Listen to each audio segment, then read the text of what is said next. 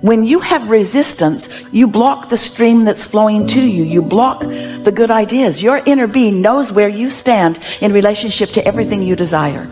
And it's constantly streaming awareness of how to get there. But if you're all balled up in what's wrong, you're not getting any of those messages. But it doesn't stop the messages. That's the thing that we most want you to understand. Your inner being is flowing to you at all times. The question is, are you in the receiving mode or not? And we find that we want things to come into our life, but we don't create room for them. Nature abhors a vacuum. What have you got in your life that you don't want, or that you don't like? Or what is it that you've got that you really want to get rid of? You've got to get rid of this stuff. Get rid of it. Give it away. See, nature truly does abhor a vacuum. When you make space for the good that you desire, that's when the good's going to come.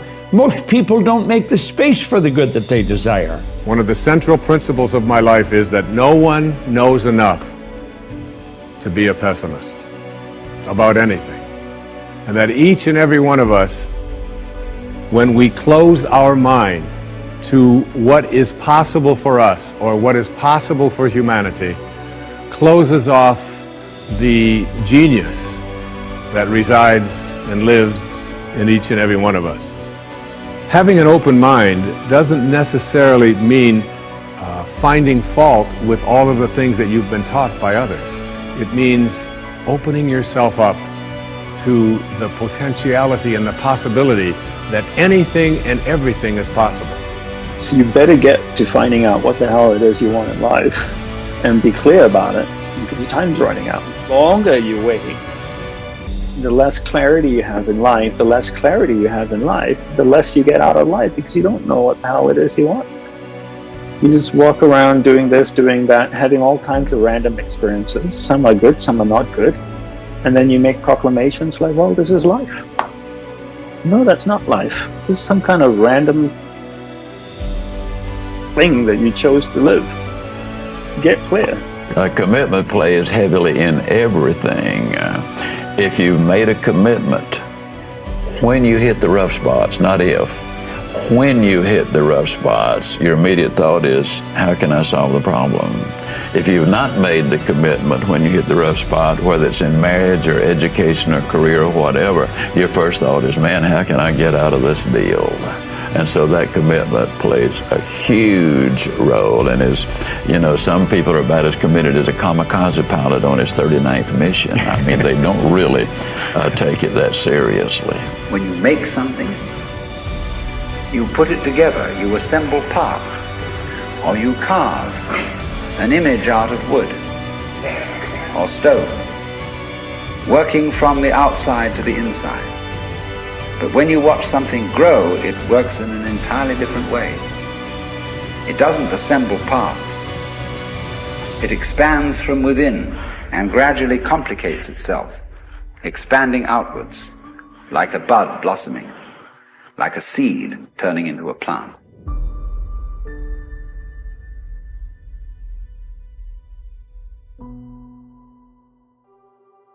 So many people think that money is the most important thing in the world, and if they don't have money, they would just die.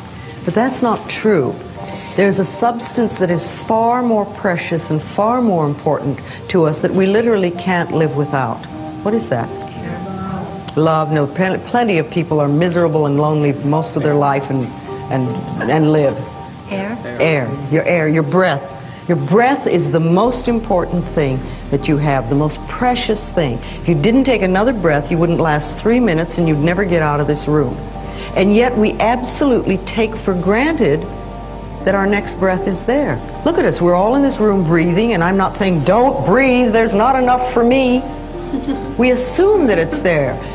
And when we exhale, we don't think about where's my next breath coming from.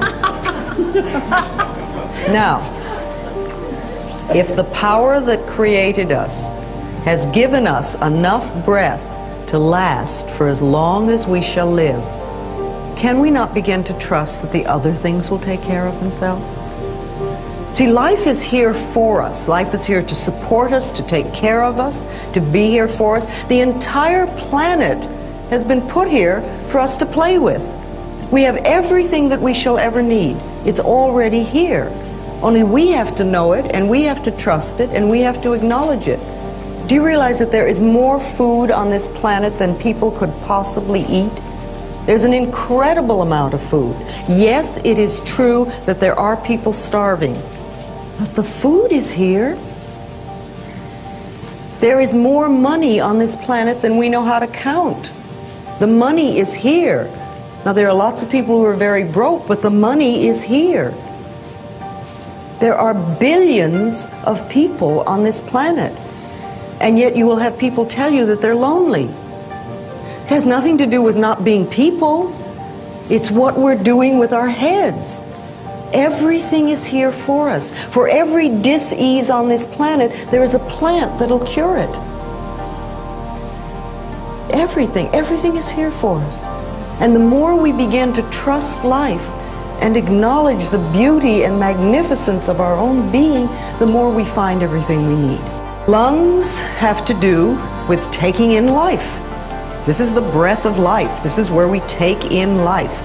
And we have the ability to take in just enough to get us by, or we can fill our lungs and really have all the cells in the body work well and our brain cells work well. Traditionally, for generations and generations, women have been very shallow breathers because we bought this story that said we're not good enough, that we're second-class citizens, and we began to believe that we didn't have the right to take up very much space, and we barely had the right to exist, and so we take in just enough air to keep us going. That's changing now, and it's wonderful. And one of the things that really excites me today is what's happening with women in the gyms. You know, we have worked in the fields for a very long time, but I think this is the first time that I'm aware of where women have really gone out for sports. And you see some of the female bodies in the gyms these days that go out and exercise. They are incredibly magnificent. Just wonderful. And they are taking in life and taking up space and taking air. And I think it's beautiful. So people who have lung problems, people who smoke too much, people who have emphysema and things like that, they're cutting life off. They're saying on some level, I don't deserve to exist. Or I only deserve to exist a little bit. One of the things that's important to learn how to do is to act as if what you want is already there. To act that way. Not to act as if, maybe if I set all these goals and work real hard at them. You see, when I said that success is an inner concept, so is happiness, so is love, so is approval. If you think that you're going to find fulfillment if you set a goal out there, and then you work real hard for that goal, and when you get there, you'll finally have it, your life is all this striving. What you need is a psychology of arriving, not striving. You know, you're thinking about what I'm going to do and I'm going to get here. Meantime, every one of these days are your life. This is all you get.